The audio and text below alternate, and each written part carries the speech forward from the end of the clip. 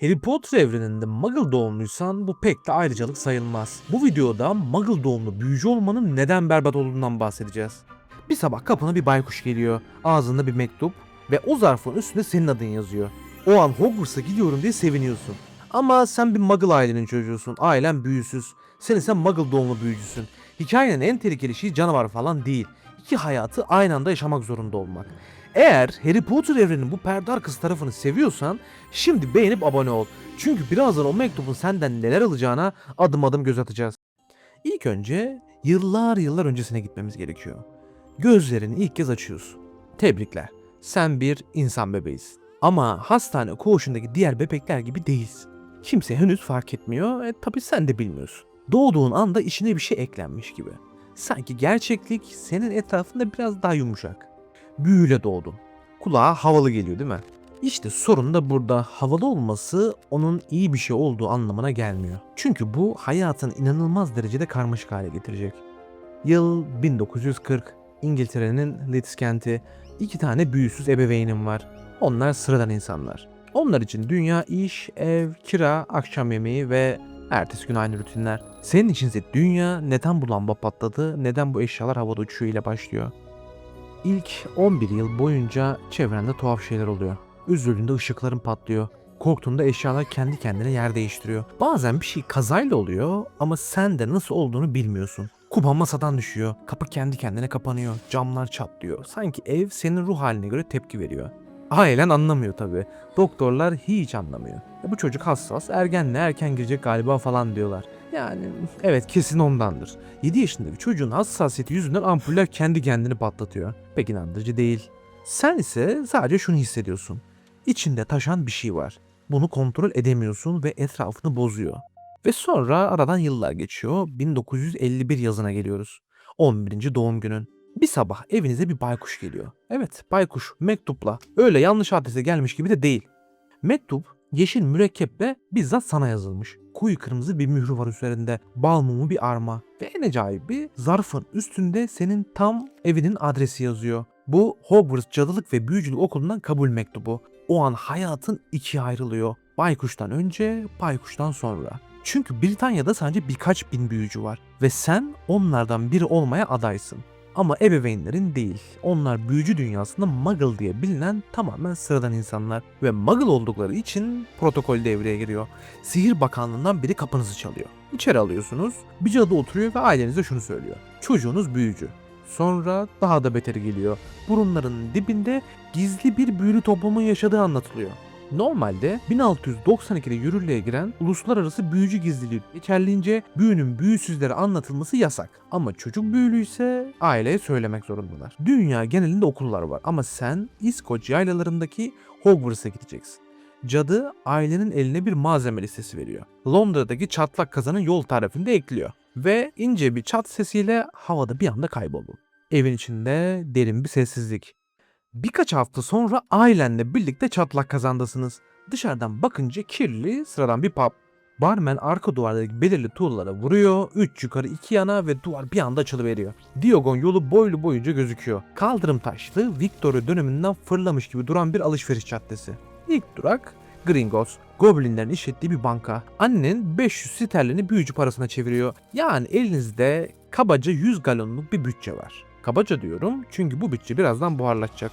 Malzeme listesi bir geliyor ki standart boy, 2 kalay kazan, cam şişe, teleskop, pirinç terazi, 3 takım sade iş cübbesi, ejderha derisi eldiven, kış pelerini ve tonlarca kitap. Normal kitap değil. Standart büyüler kitabı, sihir tarihi, büyü teorisi, transfigürasyona başlangıç kılavuzu, 1000 büyülü ot ve mantar, büyüsel taslaklar ve daha aklınıza gelebilecek her türlü fantastik canavarlarla alakalı kitaplar. Normal ders kitabı fiyatına alışıksın aslında. Yani bu kitaplar biraz farklı. Bir de parşömen, tüy, kalem, mürekkep var. Çünkü büyücüler kurşun kalem kullanmıyor. Yani teknoloji değil, biraz romantizm var. Sonra M.Ö. 382'den beri asa yapan bir yer. Bay Ollivander seni obsesif şekilde ölçüyor. Tozlu kutular indiriyor, bir asa oluyor, bir asa olmuyor, bir şeyler deniyor. Sonra bir elinde ısınıyor. 10 çeyrek inçlik uzunluğunda bir asa. Fiyatı 7 galon.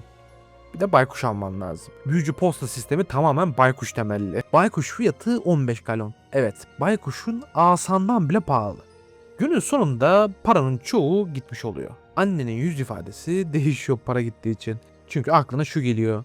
7 yıl boyunca her yıl bunları alsak masraf bir anda büyüyor. Sihirli dünya güzel ama kesinlikle ucuz değil.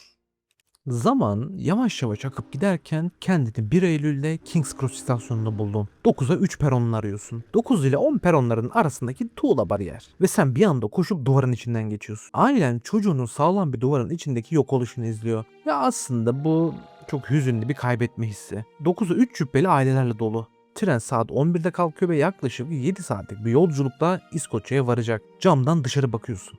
Tren hareket ettikçe eski hayatın gözünün önünde yavaş yavaş siliniyor. Evin, sokağın, bildiğin her şey artık geride kaldı. Ve o 7 saat başka bir şeyi daha gösteriyor. Diğer insanlarla aranda sosyal bir uçurum var. Safkan büyücü ailelerden gelenler Quidditch maçlarını konuşuyor, uçan süpürgelerden bahsediyor ve ünlü büyücüler üzerine sohbet ediyorlar. Sen televizyon diyorsun, bunlar alaycı bir şekilde o ne diye soruyorlar. Düşünsene, senin dünyanda herkesin bildiği bir şey burada efsane. Büyücü evlerinde elektrik yok. Mum var, büyülü ışık var. Bakanlık radyo ya da araba gibi bazı muggle icatlarını yasaklamış. Buna kültürel izolasyon diyorlar. Toplum daha çok elitiz kalsın, daha yavaş hareket etsin diye bu kapalı modeli savunuyorlar. Sonra bir muggle doğumlu kız sana eğilip fısıldıyor. Bazıları bizim gibiler için çamurlu kan yani çamur kan diyorlar. Daha 11 yaşındasın ve varlığın birilerine göre kirli. Tren varacağı yere ulaştığında artık Hogwarts'tasın. İlk gece büyük salonda tavan büyülü ve gece mükemmel bir gökyüzüyle kendisini gösteriyor.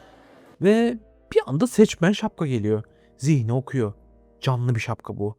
1000 yaşından bile yaşlı. Godric Gryffindor'a ait. Seni 4 evden birine koyacak. Gryffindor, Hufflepuff, Ravenclaw ve Slytherin.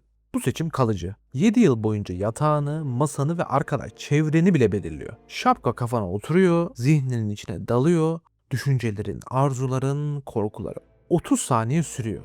Ama bir anda bağırıp Hufflepuff diye bağırıyor. Ve bitti. 11 yaşında tek bir an. Ve bütün okul hayatın mühürleniyor.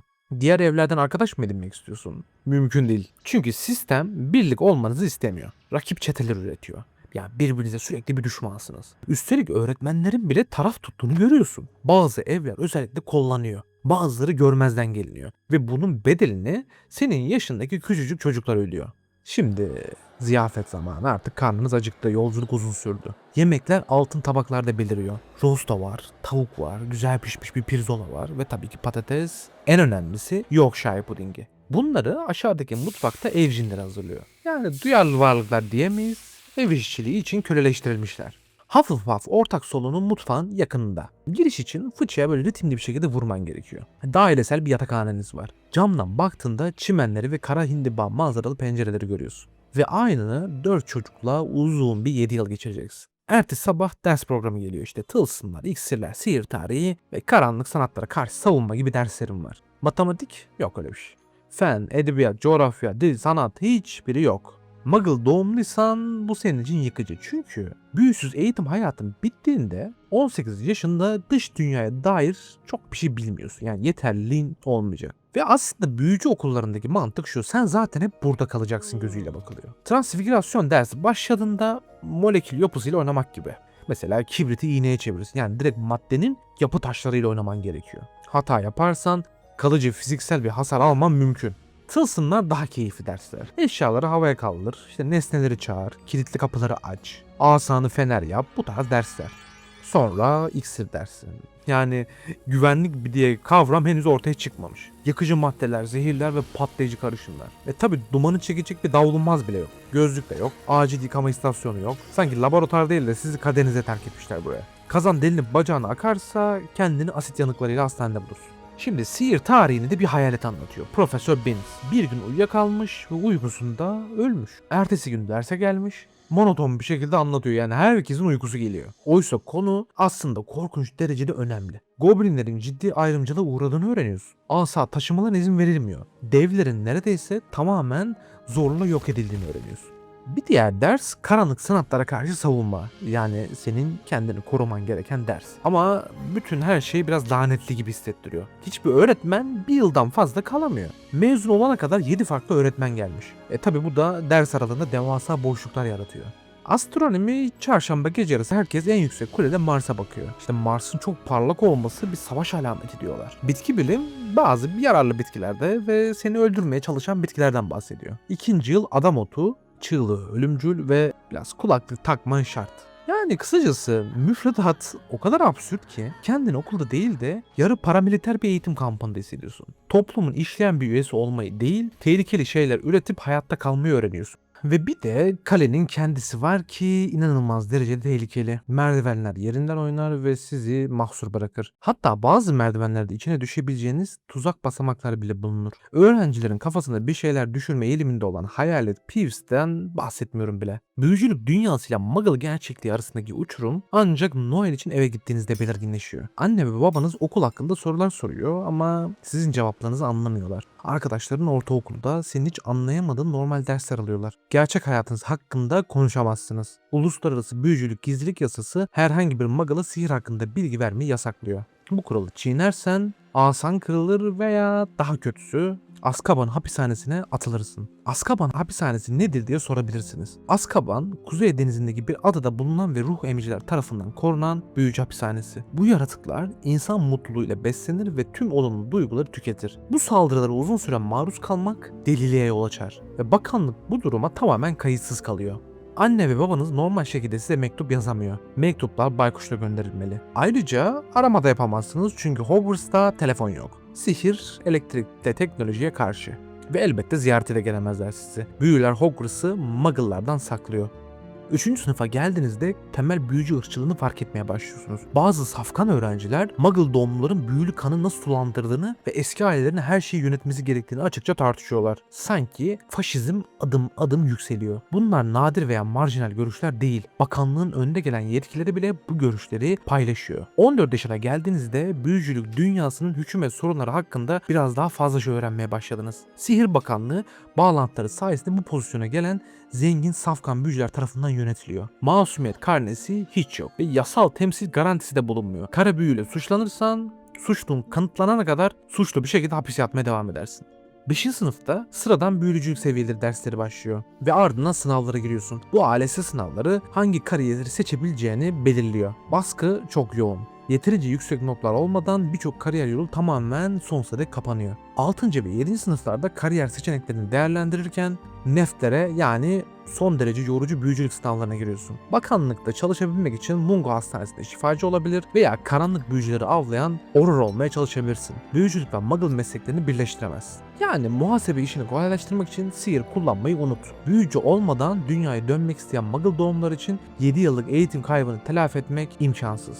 7 uzun yılın ardından nihayet 1958'de 18 yaşında mezun oldun. Okuldan mezun olur olmaz bakanlıkta işe giriyorsun. Maaş mütevazi ama istikrarlı. Ailenizle ilişkinizi sürdürmeye çalışıyorsun. Ancak ziyaretler ve düzenli konuşmalar çok zorlaşıyor. Onlar sizin işinizi ve dünyayı maalesef anlamıyorlar.